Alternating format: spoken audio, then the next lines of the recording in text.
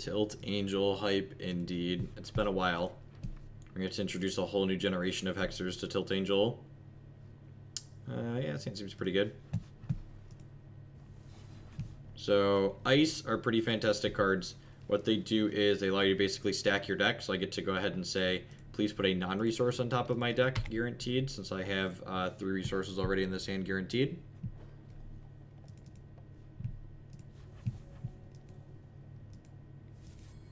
Yeah, the Fate Weave Angel to the top is not ideal, so hopefully that doesn't happen. Hopefully we flip to 2-drop or 1-drop to the top here.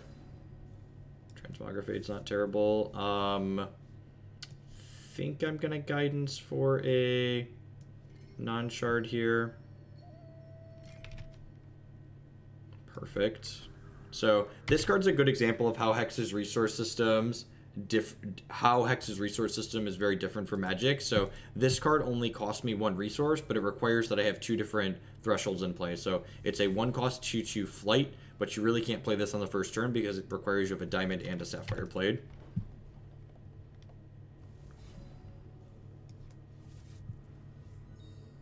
I wonder if they're playing, looks like they're probably playing the Empress deck.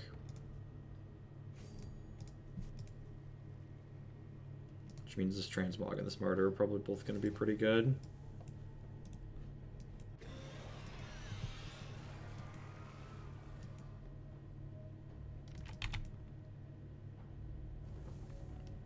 Awesome, Sasquatch. Well, thanks for the support. I appreciate it. We're not playing Magic tonight, but we'll be around. I'll be back with some Magic tomorrow morning.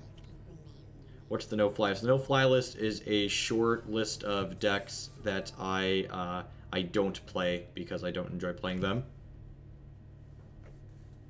So this card is called Tilt Angel. We nicknamed it when it was in Standard because basically someone almost always tilts when it's in play or involved. So what it does is it's a 4/4 with Flight and Steadfast that when you draw it, if it's the first card you drew for the turn, you get to play it out for free. So very powerful, very obnoxious card.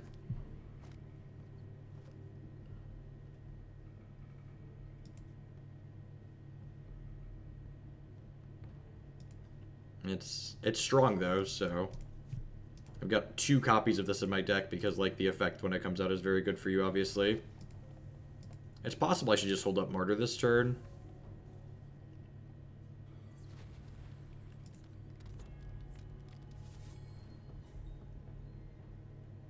Yeah, I should have probably held up Martyr for the Empress of Ice here. So this card says, whenever you gain a threshold, you get to exhaust an opposing troop. And then if you have 5 Sapphire thresholds, you get to make your opponent's troops not unexhaust. See how many copycats they have here. So this is another card that leverages Hex's resource system in a really interesting manner. It's a 0-cost card, but it requires you play 5 Sapphire thresholds to play it out. And it copies a card and then reverts it. So they have multiple copycats here, which probably means I'm dead.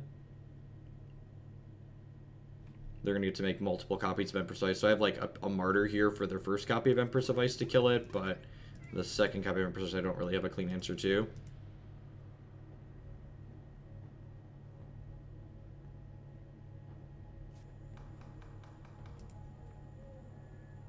Yeah. I guess I could draw a Martyr or another Transmog or Runebind here.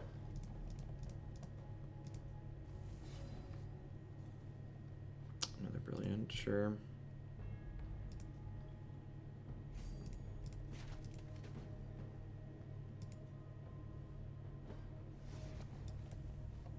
Yeah, I mean, we really only got punished if they had, like, exactly double copycat, so I think not leaving Martyr up is fine. I think saying we need to leave Martyr up there is pretty results-based. Like, the chance of them having double copycat in their top 12 cards or whatever is particularly low.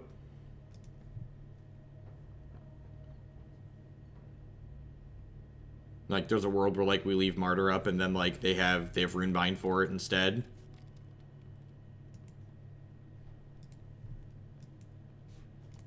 This matchup was always really bad for the Ardent deck back in the day because they have so many Empress of Ice. I don't even know that I have really good reserve cards. I think I have more Martyrs on my board. Maybe I have a Winter's Grasp at the very least, and I think another Transmogrifade. Yeah, but that's fine. Like we're still winning that race by a pretty significant margin, Steric. Like I don't think we're losing the game if that happens. Okay, well that's pretty excellent. So I'm going to go ahead and attack with this. Make my squad larger, and then if we get an next turn, we can take off both their Empresses and then kill them.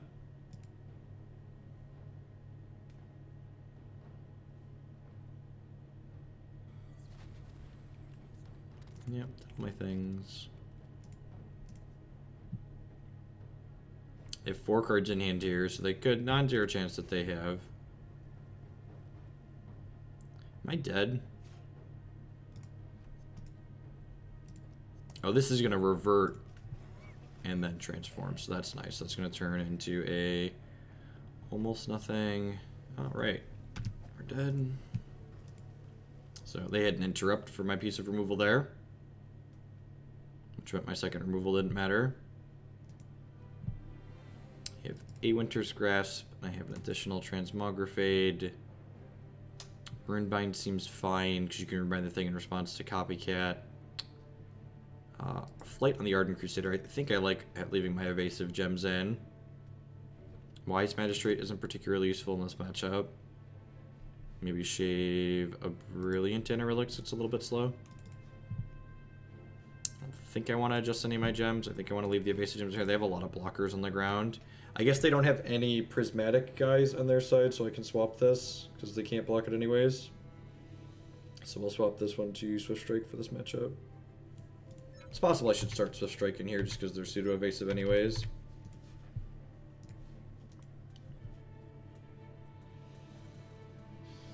I don't think that's really true. It stops like exactly 4 of their cards. I think like stopping 4 of their cards and turning off our guidances like isn't particularly worthwhile. I think there's a lot of their draws that just don't care about this only has 1 resource in it, but guidance guarantees me a second. But there's a good chance we just like don't hit the second threshold we need. Yeah, this hand's good. And this hand needs a 3rd resource, but we have the Sapphire Ice here to guarantee that we put a shard on top of our deck. So we'll get to guarantee go 2 into 3 here most likely.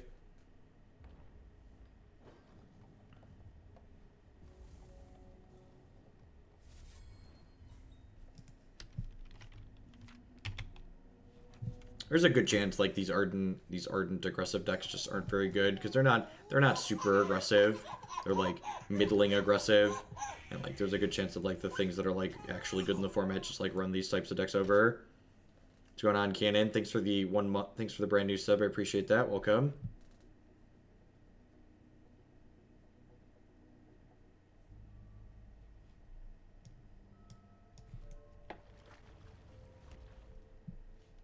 The ice are okay. One of the things that remain to be seen is like, are there decks that can be competitive? And like the reason why the ice are okay in this deck is because I'm not playing a ton of 1-drops. But it remains to be seen like, is the format like calm enough to like allow you to take turn 1 off to like play ice in this format?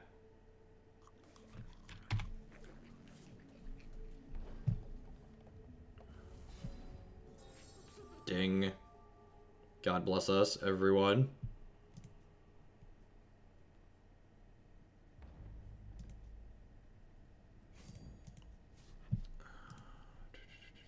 I'll take a peek at that when we're done tonight, Cannon.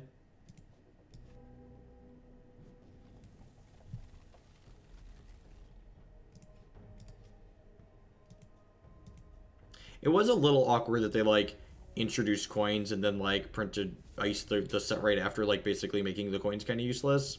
Like I think long-term Necropolis coin is probably the only coin that's going to see any play.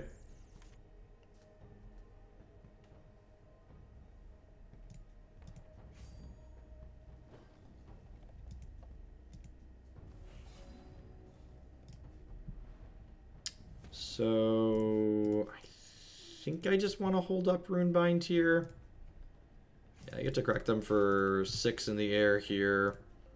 I need to go ahead and play Ardent Crusader out here, which also has flight thanks to its customization. And just like have them dead in 2 with Runebind up.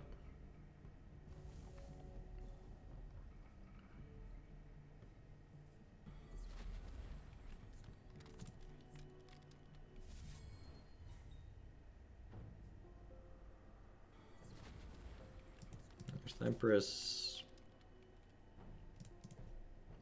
And if they go to copycat her now, I'll be able to Runebind her in response. Which, assuming they don't have a Runebind of their own, will negate their copycat. So, copycat comes into play. It's going to choose the Empress to copy, I would assume. So I'll go ahead and I'll Runebind her in response. If they don't have a Runebind of their own, they will not have an Empress, which would be very good for us. Sweet. So this can only copy a troop, so when its trigger resolves and sees that this is a mysterious rune now, it just goes, oh, I can't copy anything. Oops. So if they draw a shard here at some point, they're going to be able to poop that back out. So hopefully we draw removal. It's not removal. Alright, well. Smack them to 5. And then play my Fortune. I'm not going to hold this resource in my hand because our champion power says if we make it to 7, we get to draw a couple extra cards.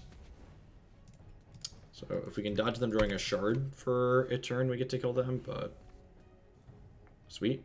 They could have Consult the Talons or Arcane Focus here or another Empress of Ice. Do they have a resource? Yep, I get to exhaust one of my things.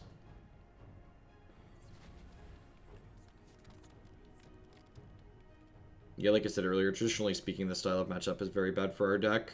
We just, like, don't quite have enough removal for all their Empresses. And, like, these are their best draws for sure, like, Empress into Copycat. And, like, generally speaking, we can find 1 to 2 pieces of removal per game, but, like, they have, like, multiple Empresses in both of these games, so...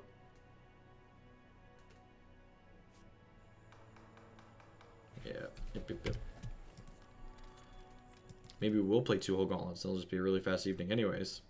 I think I'm going to take these and put Swift Strike in them by default. I think there's probably few enough. Nah, I'm going to leave Flight in it by default. Let's try. Let's just try another one as is.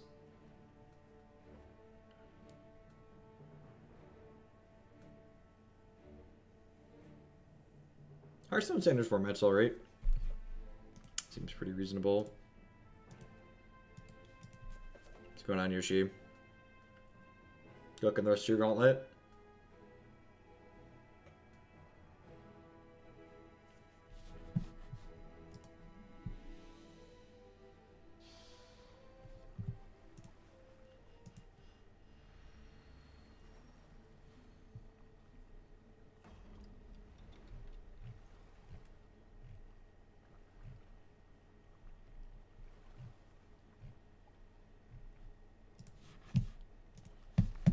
Opponent's champion for 5 charges, gives one of their troops momentum, lets them play another resource drop. His hand has Angel of Dawn in the opener, which is really terrible, but Protectorate Defender and Brilliant Annihilix are like both pretty reasonable. Martyr's probably okay too. I don't have a decklist tool set up for this game. Sorry. They don't have an add-on or a... I guess there's the TCG Browser API. I should probably enable at some point.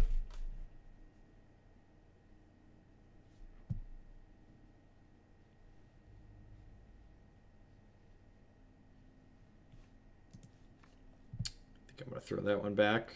Instantly get punished here, so triple well hand means we can't keep it because we can't make any thresholds. Alright, it ain't pretty, but it's a keep.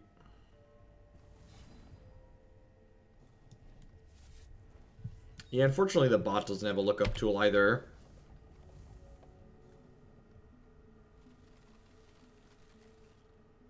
It's a shame Hex has so much on their plate. Like, it would be a big boon for getting people into their game if they could, like, have someone develop a Twitch overlay like the stuff we have for Hearthstone. Same thing with Magic. Like, I don't know why they don't invest in that type of stuff.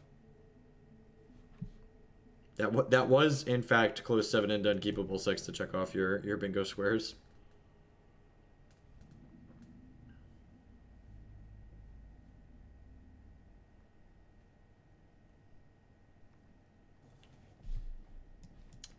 Pretty okay pickup. Not having any plays till turn 3 in our pseudo-aggressive deck feels bad though. Hard to be picky when you start on 5 cards though. Shard? Please? Shard or Angel?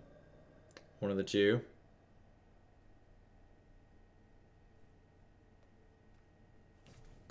Perfect. Yeah, I think with Hex's modified opening hand algorithm, you don't really need something like the Scry Roll. I think that would be overkill.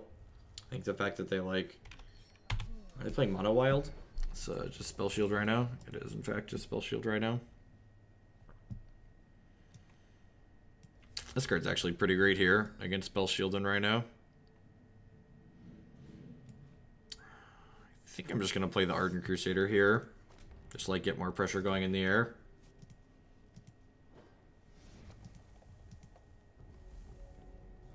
Just have a way to give this crush the fact that whenever this hits my opponent, we get to make a candle. Means we get to fog this this Runebind for a while.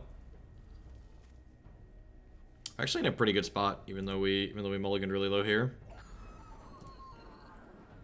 Sure. If they don't want to give this flight or crush, we even flight we've got good blockers, right?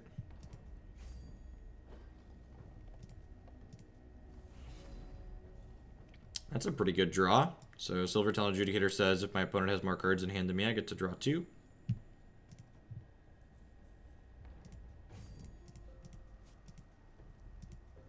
Yeah, the no attack is weird. This card's pretty good.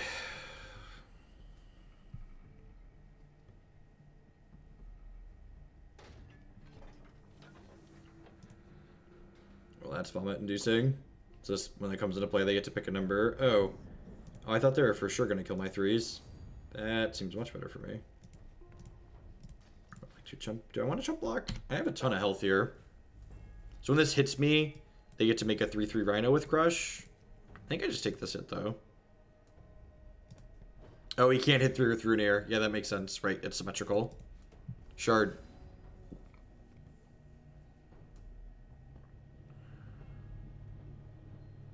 So I think I'm just supposed to Transmogrifade this.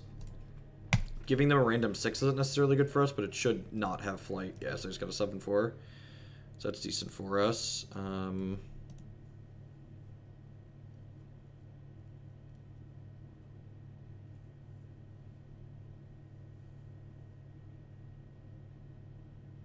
So I'm at 19, and they're pretty unlikely to be able to kill this, plus I'm going to have a candle for a blocker, so I think our plan of just playing like evasive shitters is going to like come to fruition here. Like smush you, make a candle, and play... I could be greedy and like guidance for a shard here, but like I'm just not going to do that because we could hit an ice.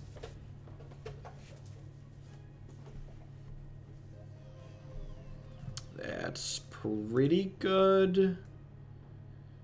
They gained 12. They gained 8. I think I still have lethal with the Exalted Commander, though, right? Yeah, I think I still have lethal with the Exalted Commander.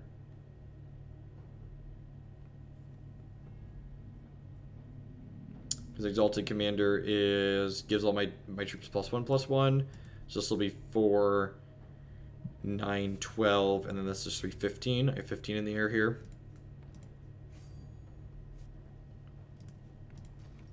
Go ahead and block here, and then take 11 down to 8. Everybody give their thing crush. God bless. The pause there made my stomach drop for a second.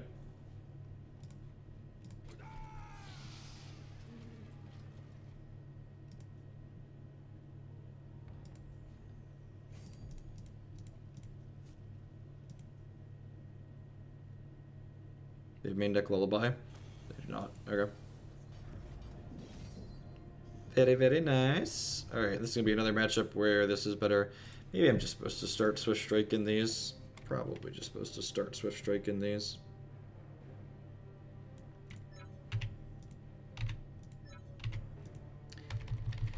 There should probably be some Diamonds Favors in my 75. That's a card that can kill... That can kill, what's it called? Can kill their...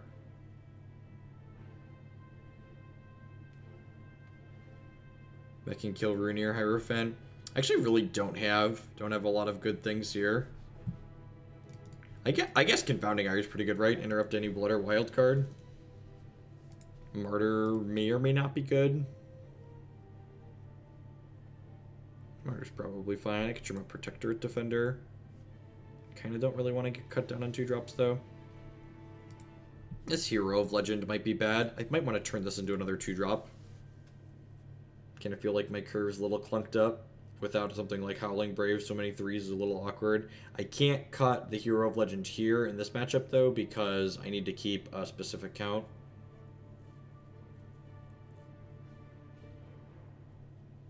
They do have things like Gale Force, but there's no guarantee that my opponent's playing it. It's possible they could be, because,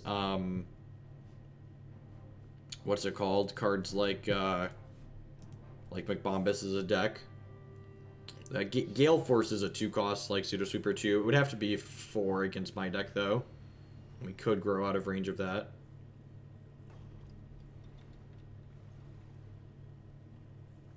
On the draw here. And we won that last game on 5 cards, which is pretty sweet. I'm going to mulligan this hand. Not only is it, like... I just mulligan because that is the Angel in the opener. I think so. Like, neither of these cards are particularly impressive. Transmog's only okay here.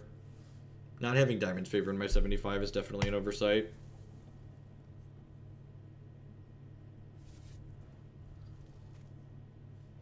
It's possible Fox is the wrong champion for this deck, but I'm really just a pretty huge fan of having high starting health totals for my champions. Like, Dreaming Fox is just, like, good in aggressive mirrors because it's, like, Dreaming Fox is, like, bad against exactly mid-range. Like, he's good against other aggressive decks because he gives you a high starting health total, and he's good against control decks because eventually he just lets you draw some cards. I have a pretty solid curve here. Get to go ahead and play this Defender on 2 into the Hero of Legend on 3. Their deck puts a lot of big shitters into play, so the Hero of Legend's probably not going to be able to attack. They don't have a resource, which is pretty good for us.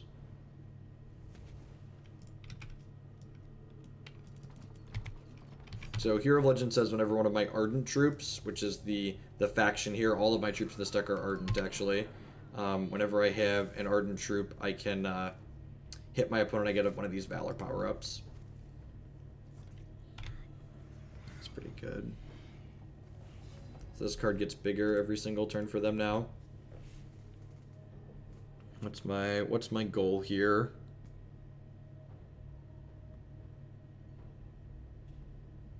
I think I'm gonna start by using this guidance non-resource and see what we get. Ardent Crusader. Do I want to hold up Confounding Ire? Probably.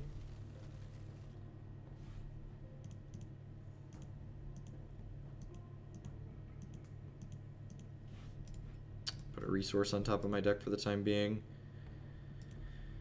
If I smack them with both of these, they're probably going to be able to make this bigger next turn anyways.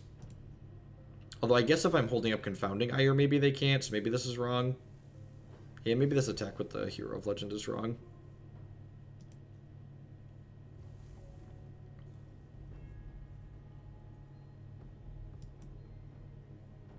Oh, the Obliterus, whatever it's called. I'm very dead here. Just gonna go ahead and should have countered that. Yeah, Soulless. I forgot about that one. Yeah, that might be better actually. Just like get your card draw a little bit sooner. It's a little bit worse against control, but it still has the same high starting health total.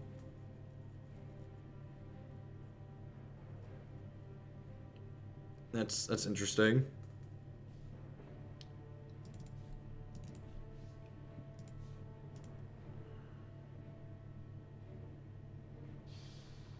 Yeah, but they didn't guarantee to have a resource, Derek. They missed a shard drop on 4 that game, on 3 that game. So, unless they were like sandbagging resources after that, I think they were a little bit behind.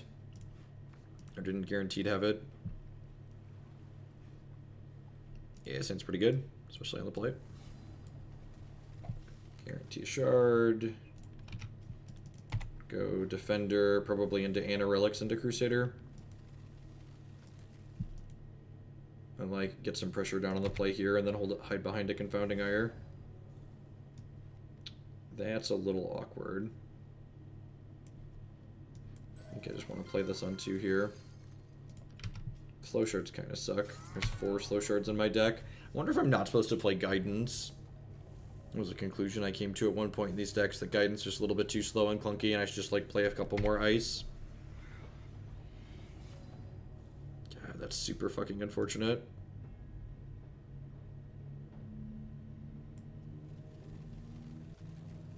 I'm gonna grab a non-resource here, I think.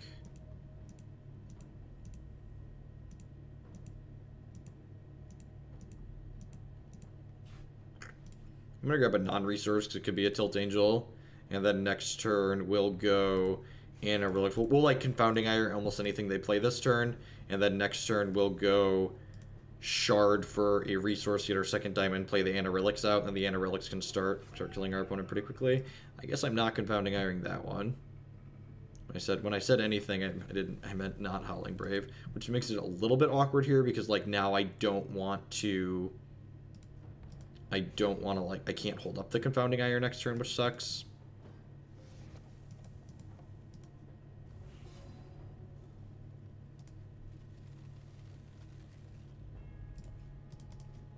So we definitely want a resource on top here.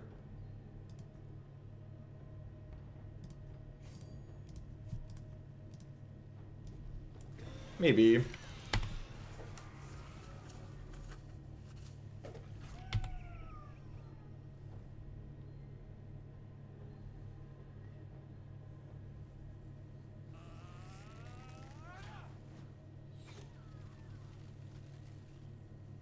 I might not be able to race with the Might Singer at this point.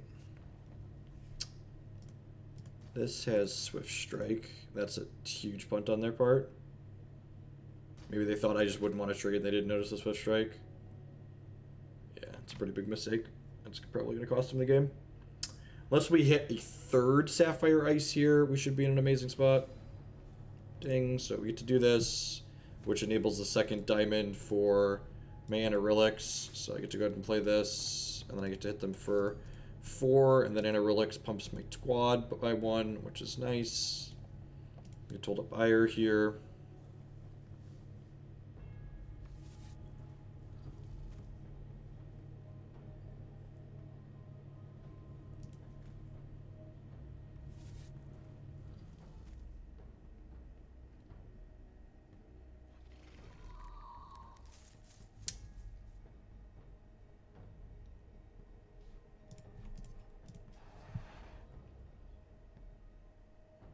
Maybe that's a little aggressive.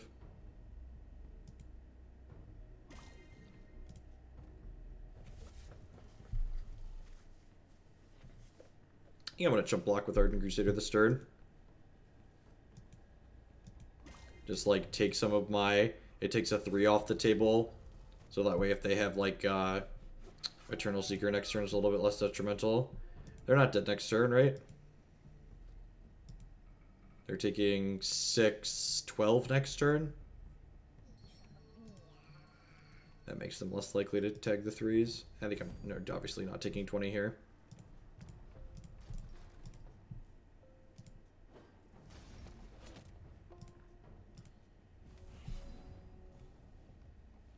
Confounding Ire is a decent hit.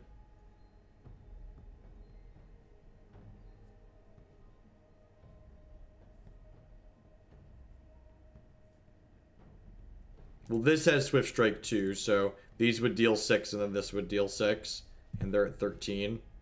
I think I leave back an extra Phantom as a blocker here.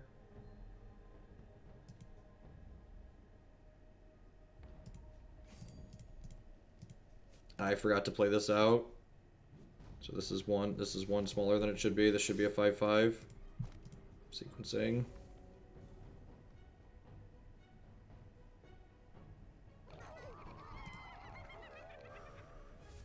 Should I have killed that? I probably should have killed that, or countered that, huh? Probably should have countered that. Oh, yeah. Definitely countering that. Get that one the fuck out of here. Nope. Cut that shit out.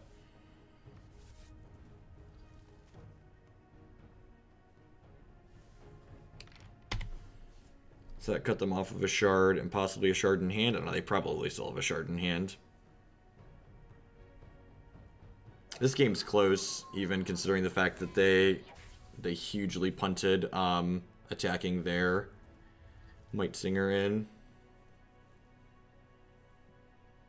Yeah, we need to dodge Balthazar, right? God, Balthazar Neo is really gross. Yeah, Pathfinder's kind of like a better tracker in a way.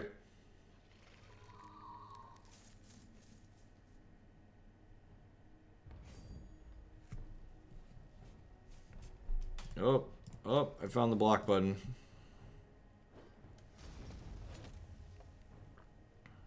Weird. That's true, they don't have 37 cards in their deck. Balthazar Neo, not always a combo.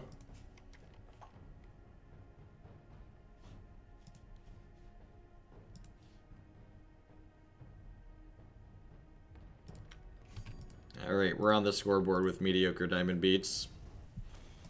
Mediocre diamond beats on the scoreboard. 1-1. They're officially batting 500.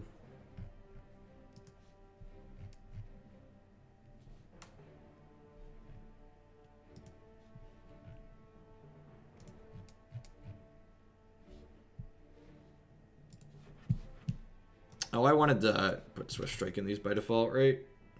So you can't change your deck in between matches in a gauntlet, but you can change like your default gems and stuff and things, which is nice. You can also change what your starting configuration is, like slide cards in between your main and reserves. But your 75 has to stay the same.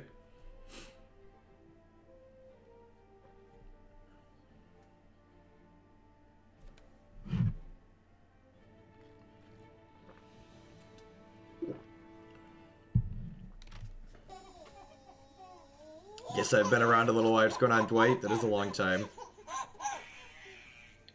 What mode is it supposed to move? This is basically the equivalent to Hex's modern format. It is their non-rotating constructed format. Yeah, so this is all... They've had Hexes... actually just had their 5th birthday, so they have 9 sets in their constructed format currently, of which 5 are legal, I think. So this is their deep card pool set. When Hexes set 10 releases, there'll be 4 sets in Standard and 10 sets in Immortal. And the current game mode I'm playing in is called a Gauntlet, which is similar to a League, but it's structured in a little bit more friendly way. So you play until you have 5 wins or 3 losses, and you get 1 booster pack per win. And if you get all 5 wins, instead of busting out from losses, you get a 6 booster pack as a kicker.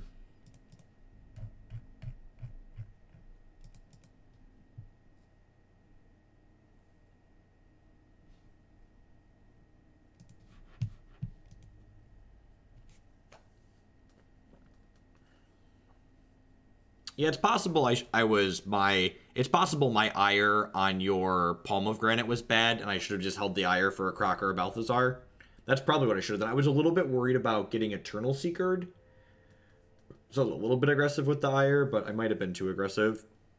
Excuse me. Opponent appears to be AFK. I think this is the... I believe Thrice was the person we played earlier when we were playing the Diamond Wild deck. So they're playing the Happy Clouds combo deck. This combination of cards has a better matchup against this for sure than the Diamond Wild, because we have interrupts in our reserves thanks to the Sapphire cards.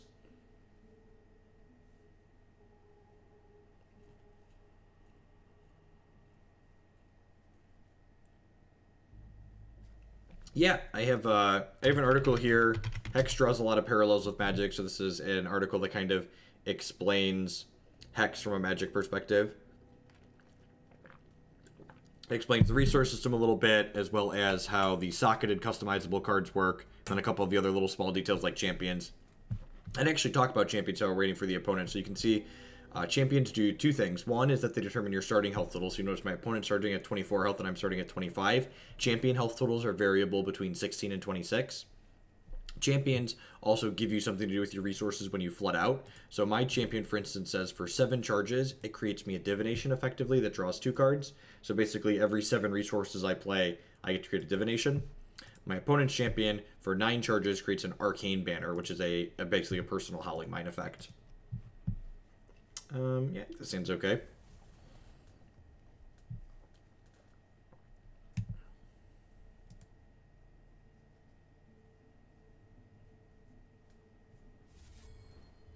Yeah, what I'm playing is, it's probably akin to like a Delver style deck. Like all of my threats are evasive. They're pseudo-aggressively costed. Some of them are a little bit expensive.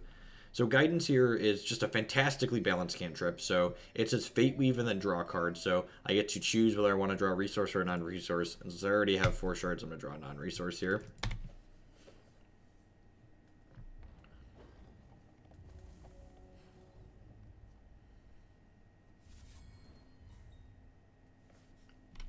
Remnants are a dual shard here. So Remnants say you play this out and you gain Diamond or Sapphire in this case, and then it says if you don't have double Diamond, double Sapphire, which I will not because it's only my second shard, I take 2 points of health. But taking 2 points of health against a deck that's a combo deck like really isn't that big of a deal. I think I'm gonna play the Protectorate Defender. I could play the Cloud Runner here, but if they don't have Cyclone Shaper, I'd rather just be resource efficient this turn.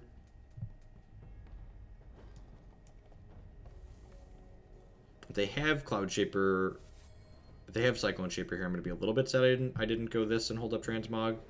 Yeah, they have the Shaper. So this is one of their enablers. This card's really busted. This card's actually on the watch list for Immortal. So Immortal has a list of cards that they give people a heads up that they think they might rebalance them. Or, sorry, ban them. Hex doesn't rebalance cards. So actions in their hand cost 1 less. And the way the Hex resource system works is basically all their shit's free at this point. Yeah, Magistrate's a good draw. I have Magistrates in my reserves for a reason. So they're Runebinding my Transmog, sure. That means this can't attack in. So Runebind takes my card and kind of slides it off to the side and puts it in the stasis state until I draw a resource later. The boards are determined by the players that set their decks up. So this deck that I'm playing right now, I have it configured for the beach battle board right now. So there's a beach, there's a forest, there's a volcano, there's lots of different boards that you can collect through different... Some tournaments give out boards as prizes for top finishes. Some of them you just buy from the shop directly. Yeah, as far as they're constructed, has 3 primary formats. There's Standard, there's Immortal, which is what we're playing now, and there's their Rock format, which is akin to Pauper. It's only commons and uncommons instead of just strictly commons. Yeah, the beach is only anesthetic, so the board has no bearing on the actual game itself. Just something to look at.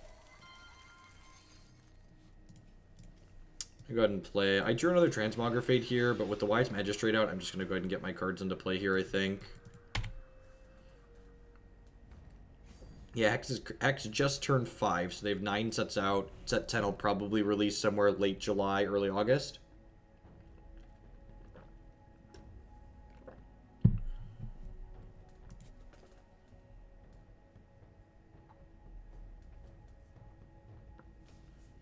The Immortal gauntlets cost the equivalent of $5 in in-game currency to enter.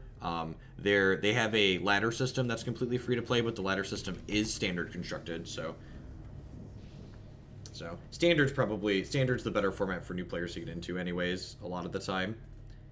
Although, I guess if you have a Magic background, it's not too difficult to pick up a new non-rotating format. If they hit opponent just cast a card that's effectively Time Walk, so they get to take another turn here. Yeah, if they have Eyes of the Heart here, we could get buried.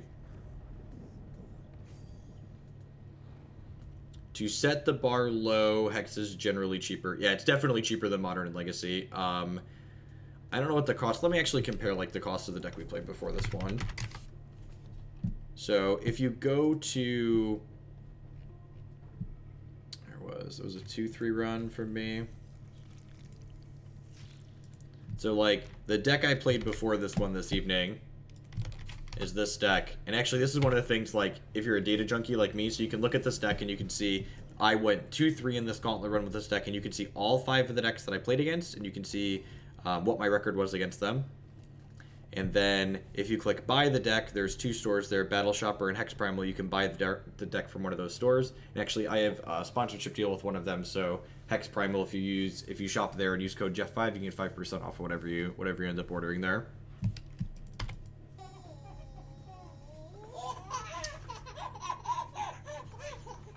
What's going on, Slim Wednesday? Thanks for the 6-month free subscription. I appreciate that. Welcome. There's a good chance we get comboed here at this point. Yes, Scour the Archives is really good in that deck. So you get to play... So Scour the Archives is super powerful. It says, if you have a card called Scour the Archives in your discard pile, draw a card. Otherwise... Oh, did I just get a turn? Holy shit, I got a turn. That's so weird. I don't even know what to do with myself, Chad. I got another turn. I guess I'm attacking? I guess I attack, right?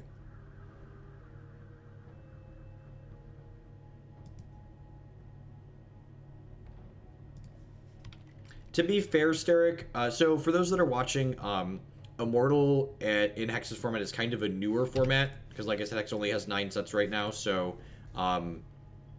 while there have been a couple of tournaments for this format, by and large, I think the format hasn't really developed because the Gauntlet system that we're playing in right now is kind of newer. They just started this week, actually, so we haven't had a consistent source of data for it, really, for the format.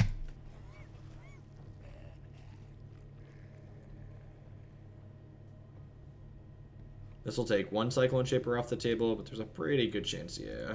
Yeah, so they're drawing 3 cards a turn now. So if they hit a turns card next turn, we're going to die.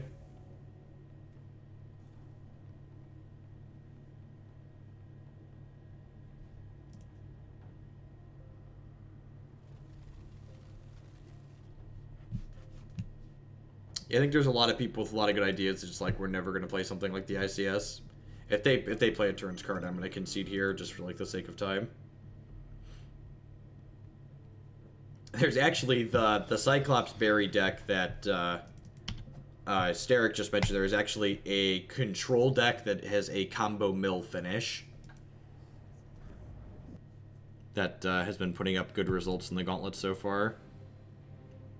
Alright, so Tribunal Magistrate seems good. Extra Wise Magistrate seems good. These Verdict of the Ancient Kings are decent. This Winter's Grass seems fine. I think Transmog is good. I probably want Drone Shine. I think Guidance might just be bad in this deck, and I'm going to cut a bunch of those. Protectorate Defender is pretty shit against their deck. Although I guess I could put a different gem in him. My Flight Gems actually aren't particularly good in these, right? So like, what do I want to put in these? I guess I could put Quick in these so I could hold up. I can hold up my my interaction a little bit. That's kind of sweet. Hey, Average Bloom with the brand new tier 3 sub. Thank you very much for that very generous support. I appreciate that. Welcome. I guess I'm going to trim these Cloud Runners before I trim the Defenders. And the Defender, I'm going to put ready your stuff and give them 1/1. So it attacks as a 3/2. So it can attack into Cyclone Shaper, which is nice. Maybe trim a Brilliant Annihilix here. I think I'm happy with the gems I have on this guy. I don't really want these other cards up here.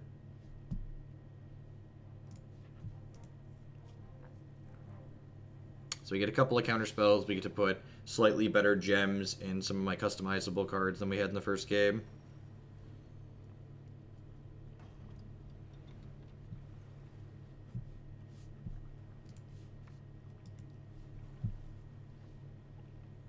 This hand needs more resources, and it has Angel of Dawn in the opener. You want this card in your deck so you can draw it later and play it for free, so I'm going to go ahead and mulligan that.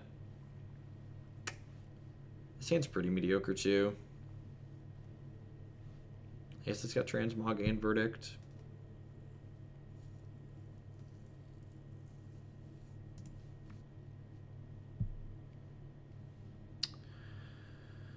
I guess I'm going to keep this.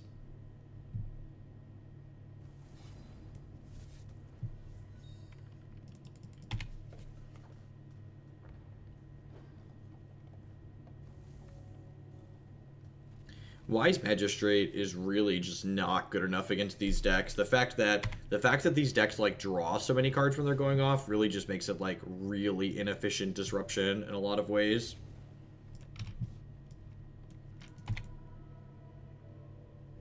Someone compared this card to Damping Sphere earlier, and Damping Sphere would be much better against these combo decks than what Wise Magistrate does.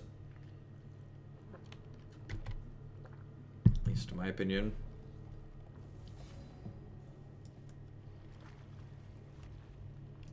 Alright, so this guy has a quick gem in him, but it requires double Sapphire to be quick, and since I only have single Sapphire, we'll just play him out normal there. Our hand doesn't have any disruption. We mulliganed pretty low this game, so we're just going to have to like play our cards out on curve and hope that we have enough to beat them down.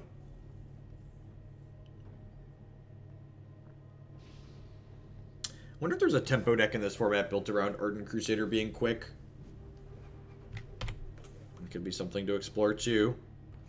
Maybe with Brown Fox Scout and stuff like that. And again, just like on the good honest beat you down plan here, we're just gonna like play a shard and play Angel of Dawn on 5 next turn. Just like hope it's good enough.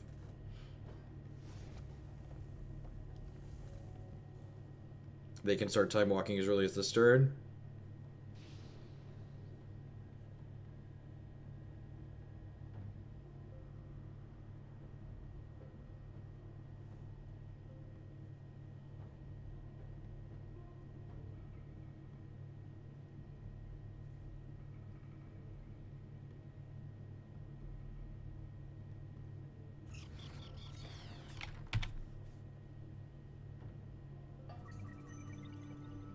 So you can see here, that card cost them 3, because they'd already played a card before at that turn.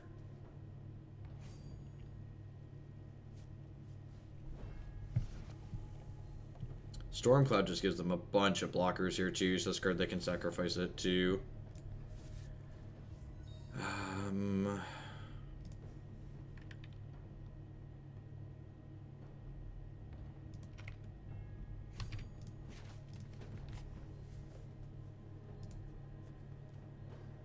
Yeah, remember, you can put 2 minors in your things just because it has a major doesn't mean it has to be a major. I could, like, play the Brilliant and, like, bluff something here, but I'm just going to go ahead and play the Angel of Dawn and just be like, you know, kill me. If you can kill me, you kill me. If they get going, we'll pack it in. I'm not one to sit around here. I don't want to be up too late. Yeah, I assume that means we're dead. Even if we're not dead, like, the Stormcloud's just going to buy them so much time. The deck that my opponent's playing is one of the better decks that people are aware of in this format currently. It's a take extra turns, draw cards, attack you for a bunch. It's based on the back of this card. So this is not only it's a time walk that takes you an extra turn, it says until the start of your opponent's next turn, you get, whenever you play a card, gain 2 charges. So basically they get to snowball a bunch of charges towards their champion power and build up a bunch of these arcane banners, which lets them snowball a critical mass of cards.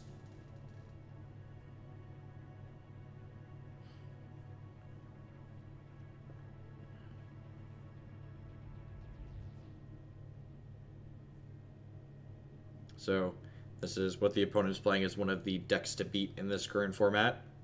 It's very powerful, and this card also takes advantage of gaining extra charges. So this card says whenever you gain a charge, you add counters to it, and then eventually you can sack. Yeah, we're pretty dead here. Because even if my opponent like doesn't fully combo me at this point, the Stormcloud's going to gain enough things and make enough friendos that that's going to beat us into the ground. I love your MTG content you've been following for a while. Your commentary is very refreshing and enjoyable, and your no bullshit attitude is great. My work schedule doesn't line up with your stream times, unfortunately, but I'm financially stable enough to be able to do what I've been wanting to do and subdue and help support your content. Well, thank you, Average Bloom. I appreciate that. I appreciate the sub. So, and let me know. Drop me a whisper in private or direct message me on Discord or Twitter and let me know. Tier 3 subs, they get to add a deck to the donation queue every single month, or if there's a deck that you already like in the donation queue, you could bump that one up further so we play it a bit sooner. At any rate, I appreciate the support. I'm glad you enjoyed the YouTube stuff, even if our schedules don't mesh nicely. I do stream Magic every Wednesday evening if you're ever able to drop by then. I'll try to make sure we do at least one Magic night a week. Usually live on one weekend evening as well. Jeffception.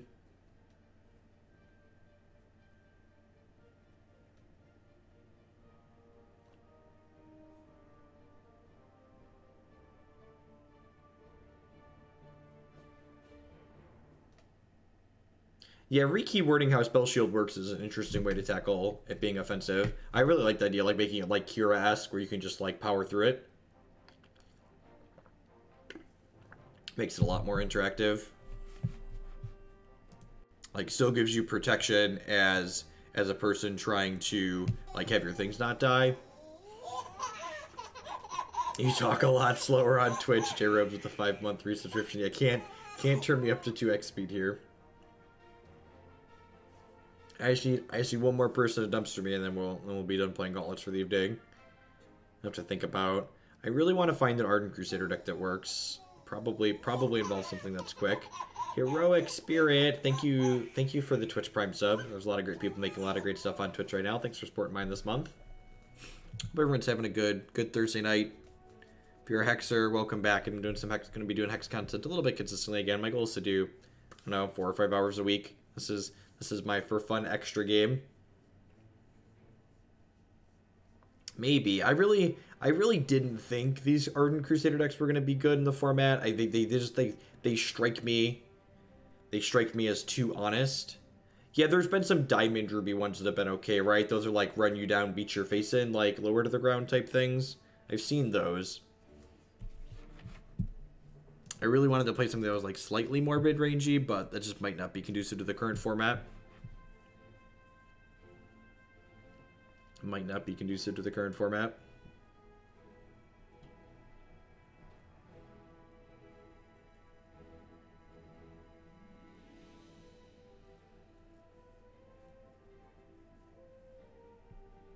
Generally speaking, non-rotating formats tend to be a little bit more degenerate just because there's more combination of cards and like the TCG designers don't test for like, you know, interactions between cards in set 2 and cards in set 10.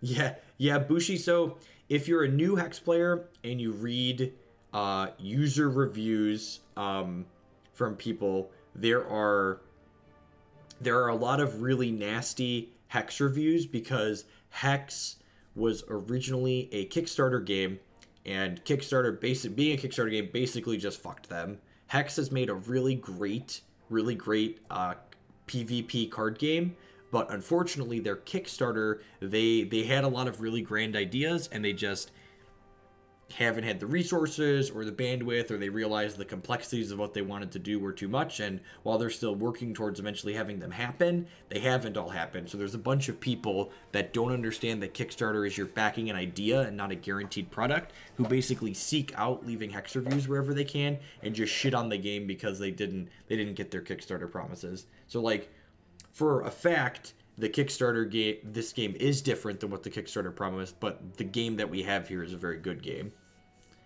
I'll do my best to make it, and if I get to pick a deck list, I would love to see that Naya Landfall deck, but with 4 trackers and the 75 instead of 2 like last time. We both know that's true. 10 out of 10. I will make a note of that.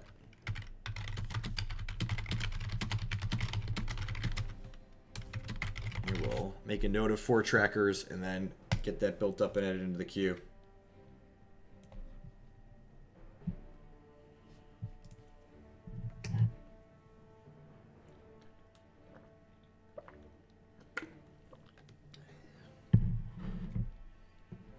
It might be past the Immortal player's bedtime.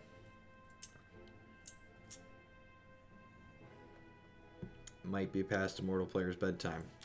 I wasn't sure how hyper popular the Immortal queue was going to be. It'll be interesting to see. This, so I don't really have a good metric for this. So the Immortal gauntlets that they introduced were just started Tuesday, I think it was. They've been up for 3 or 4 days, and this is their first time they've had a paid constructed queue in a while on demand. So a lot of people play the standard ladder that's free to play because you don't have to pay anything to play it, whereas these gauntlets you have to pay $5 to play per run, similar to how leagues work.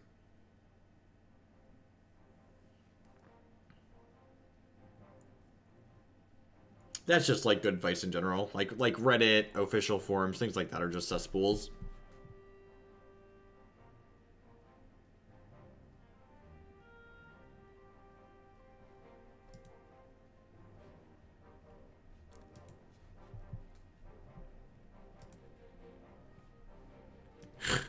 Alright, this is, oh, I don't have my, I can go to my other scene. This is kind of funny. This is kind of funny. It's pronounced GitHub now. This is a fake. This is something someone made in Photoshop, but it's still pretty funny.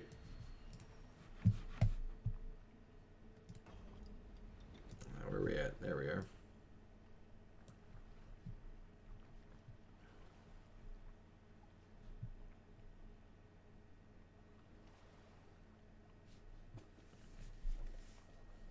You don't know much about those formats. I mean, that's just like a super typical TCG player response, right? I don't like this thing, but I don't know much about it. But you're certain you don't like it, but by your own admission, you don't know a lot about it.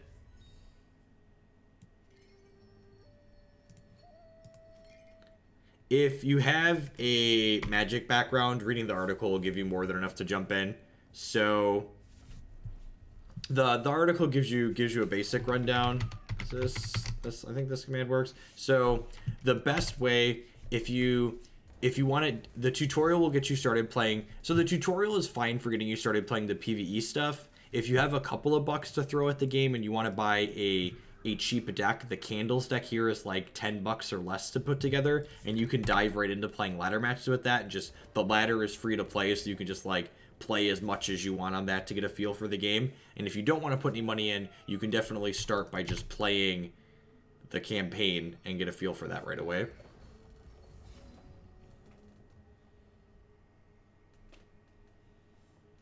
Nice. So this is not Rhino now. They changed it to Crush and Spell Shield.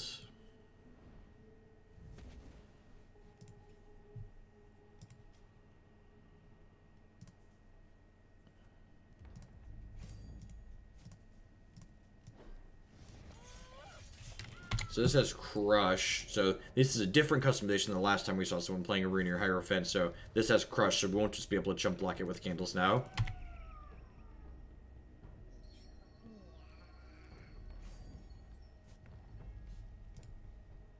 Second Rainier is pretty scary. I only sub for my monthly complimentary timeout, Immortal Echoes, on the ball. Thanks for the resub, Radav. I appreciate it. Welcome back. So we're going to hit them for 5 here. Ardent Crusader is actually pretty decent because this is going to be a 4/4 kind of a wall. I guess it depends on if they have another thing to play out next turn. Do I want to hold this Runebind up, or do I want to just get this other Cloud Runner down? I think I want to just get this other... I guess next turn I'm attacking... I guess I want to hold the Runebind up here, actually, because I'm killing them in 2 turns regardless, so probably having the Runebind up is the conservative play.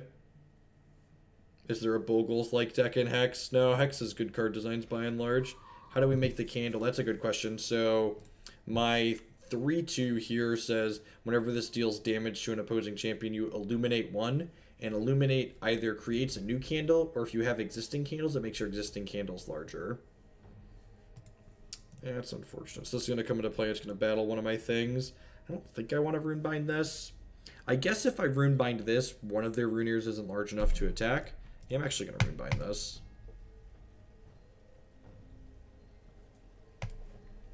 So that puts it in this stasis state over here. If they have a way, if they have a Palm of Granite here, we get kind of fucked. Oh, that's pretty good. They have another one. This is probably going to fight my 3/2 here. It's going to gain them some health. I think if they attack with these, I'm going to trade my Crusader for the 5/4 here. My Crusader's a 4/4, and when it dies, I get 2 1/1 flyers. Yep.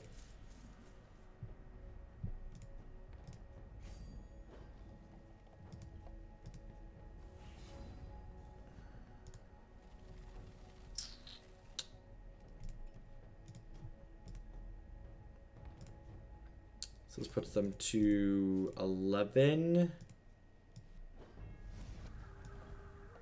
1 short of lethal next turn.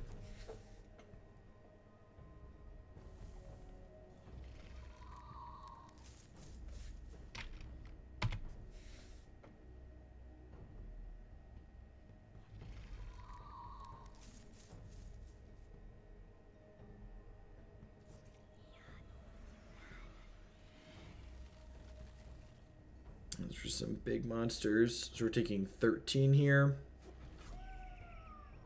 geez. 15. Oh yeah, Martyr was lethal. It's not anymore because they hit the resource.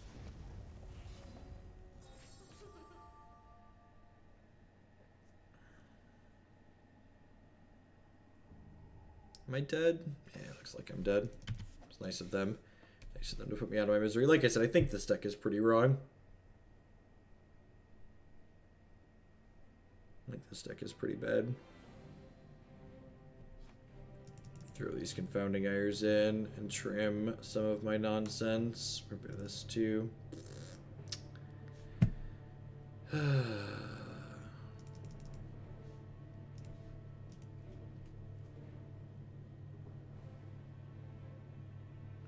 Yeah, if you're a fan of your card games looking like card games, like Hex is definitely. In fact, if Arena ends up taking over Magic, I'll bet it'll be the only card game that still looks like a card game.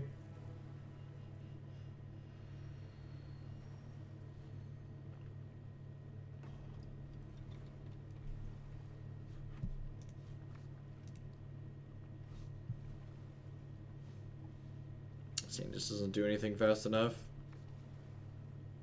Yeah, I've played Eternal before. I really hate their mulligan system. Their mulligan system really, their mulligan system and their ladder being best of one just like really kills any chance the game had with me. I'm really not a big fan of games that have resource variants in them having a best of one for their constructed. I feel like resource variance adds enough frustration that then when you make it best of one, that it kills it for me. So one of the things Hex does, and I haven't talked about this, and one of the things, the reason why it's so good the way Hex does is because it's invisible to the player. Yeah, this is best of 3. The ladder is best of 3, and these matches are best of 3. So like we didn't queue back into the same person again. We're playing a best of 3 here. Yeah, so one of the things Hex does, and this will get you too if you're so. Hex has basically a silent opening hand helper. So what it does is Hex takes a modified hypergeometric distribution of the deck that you're playing, and it eliminates the 10% most resource light hands and 5% most resource dense hands that your deck could generate. It just doesn't draw them. So basically it just throws out a bunch of the all resource, no resource hands that your deck's going to generate, which is just quite excellent.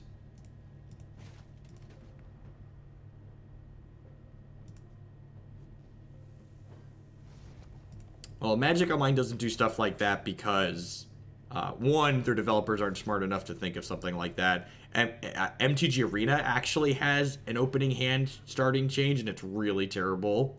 Yeah, it's really subtle too. And the nice thing about the change is that like it allows the game to help you and eliminate variance with mulligans, but it doesn't force you to build your decks in specific ways.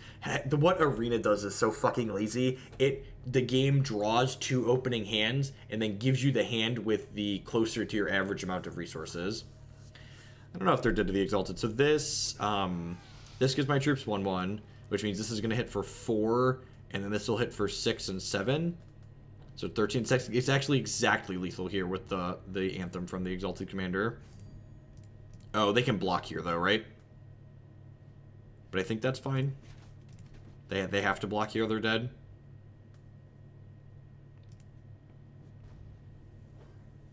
So this card, so I streamed a lot of Hex for a while, and because I have a online presence from Magic and stuff like that, I helped bring a reasonable number of people into the game. So every year, Hex picks out a couple of people that do things in their community and that help build their community. So this is actually a card. This face looks a little bit like my ugly mug because this card's actually, the artwork was created in my likeness. It's actually the thing that's framed behind me on my wall, if you've noticed that before.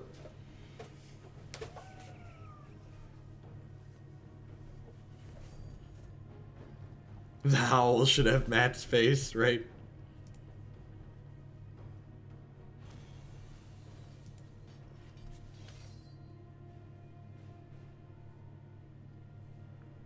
My card's not particularly great, but, you know, it's sweet to be in there. And it's, like, pseudo-playable in a deck like this where you just want an Anthem effect.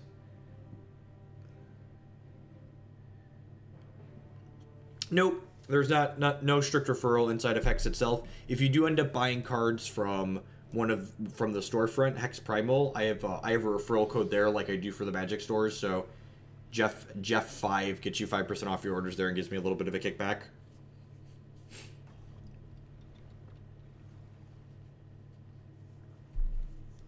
They not decided unplayable and castable. There actually aren't goblins in the Hex Vorthos, right?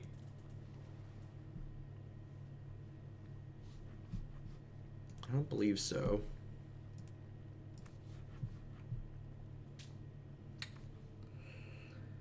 It's a lot of Runebinds that aren't particularly good anyways.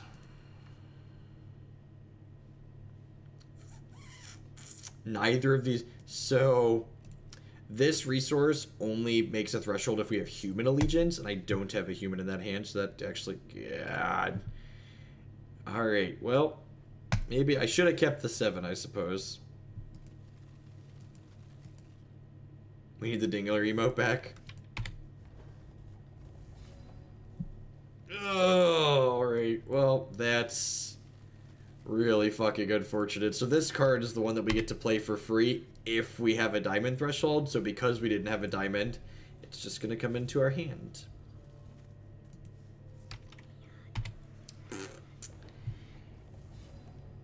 Yeah, this is going to be very, very slow on the draw. Almost certainly not good enough against what they have going on. I guess they mulligan to 6. They might have a slower start, but if they have like a rabbit here, we're just going to get run out of the game probably. Yeah. To be fair, you don't really have to go infinite while playing Constructed in Hex because you don't have to pay to play Constructed on demand. Because, like, the Constructed ladder, you put $0 into play. Well, I think we're about to 1-3 this one after 2-3 in the last one, so I'm going to have to scrap my Diamond Weenie decks here and go back to the drawing board, I think. You have not been particularly successful so far.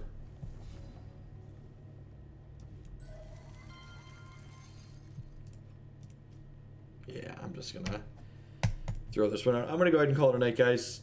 I'm gonna had a couple hours. I'm gonna have to draft up, set some platinum, melted down some platinum in the forge to think about things that I want to do.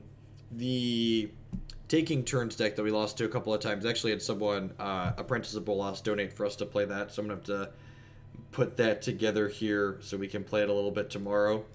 Depending on how quickly the Clouds deck takes tomorrow, or the Taking Turns deck takes tomorrow, I might try out Turbo PA as well.